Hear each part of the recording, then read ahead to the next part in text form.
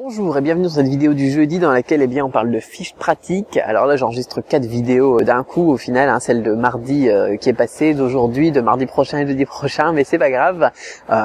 J'ai tellement de trucs à vous proposer qu'il fallait que je les fasse d'un coup, sinon après je vais oublier.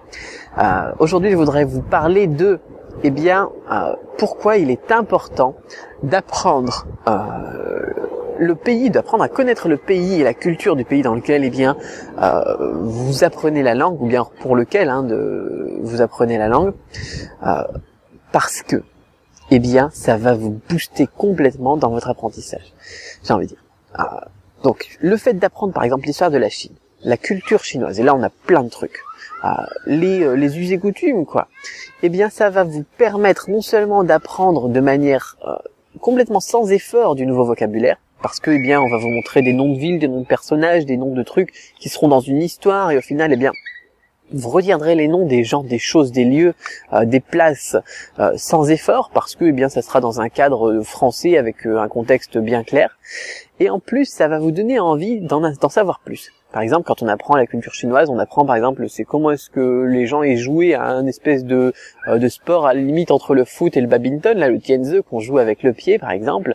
Là ça va nous permettre d'apprendre un terme de vocabulaire bien évidemment, mais aussi de nous donner une envie d'en savoir plus. Donc ça peut être très bien pour le tianzi, ça peut être très bien pour la culture, ça peut être très bien pour l'histoire, etc. Vous allez trouver forcément des points qui vous intéressent et d'autres qui vous intéressent moins. Vous pourrez utiliser ces points qui vous intéressent, ces points de culture qui vous passionnent, qui commencent à vous attirer, pour garder la motivation pour apprendre le chinois au quotidien. Et ça, c'est un élément clé, parce que apprendre le chinois, trouver une méthode qui est efficace ou une méthode qui est à moitié efficace, au final, c'est pas très difficile. Et même avec une méthode qui est à moitié efficace, on peut aller très loin. Moi, de moins en moins, je recommande la méthode Cram parce que les places, elles sont vraiment limitées. Là, il y a trop de monde, j'ai envie de dire, qui veut s'inscrire tous les mois.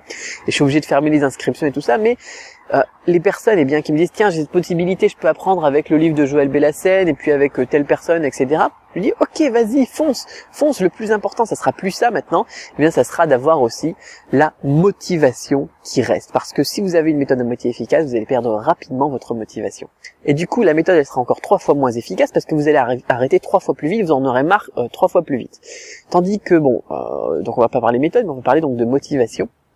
Parce que sinon je vais aller loin là-dessus et je vais critiquer encore les profs et les concepts que je n'aime pas. Et tandis que si on s'intéresse à la culture et puis à l'histoire, ou bien alors à tout ce qui peut avoir rapport au pays dont on apprend la langue, vous allez pouvoir travailler sur cette partie motivation.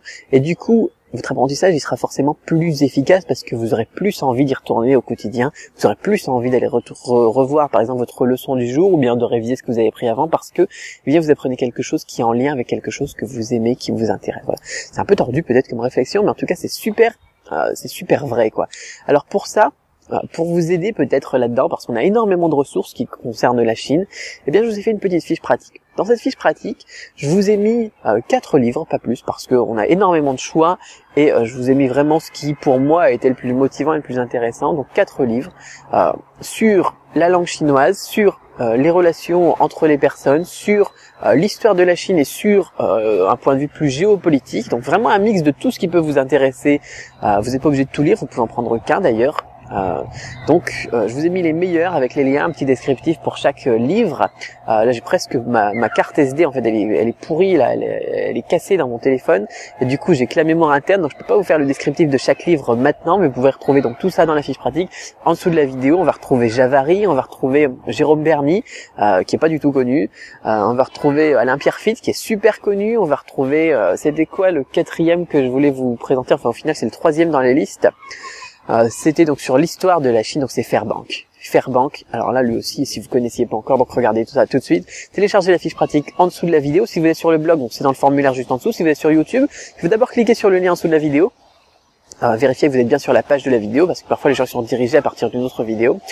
Et vous vous retrouverez donc sur le blog avec le formulaire en dessous de la vidéo. Vous téléchargez ça et vous recevrez ça tout de suite directement sur votre boîte mail, donc à télécharger une petite fiche PDF qui vous résume un petit peu tout ça et qui vous présente les quatre bouquins que je vous recommande. Voilà. Donc je vous souhaite une excellente lecture, et puis surtout bossez à fond sur votre motivation. Peut-être que ça vous intéresse pas la lecture, et d'ailleurs on aura d'autres fiches pratiques comme jeudi prochain, et on aura toujours d'autres astuces. Mais si pour vous lire un livre surtout des trucs vulgarisés, parce que j'aime vraiment pas les trucs scientifiques ou avec du vocabulaire pédant, et ça c'est vraiment chiant à lire. Donc là je vous ai choisi des trucs bien faciles à lire et qui en plus sont super utiles et super pertinents. Eh bien vous pouvez donc télécharger cette fiche pratique. Sinon, eh bien on se retrouve de toute façon jeudi pour une autre fiche pratique, donc jeudi.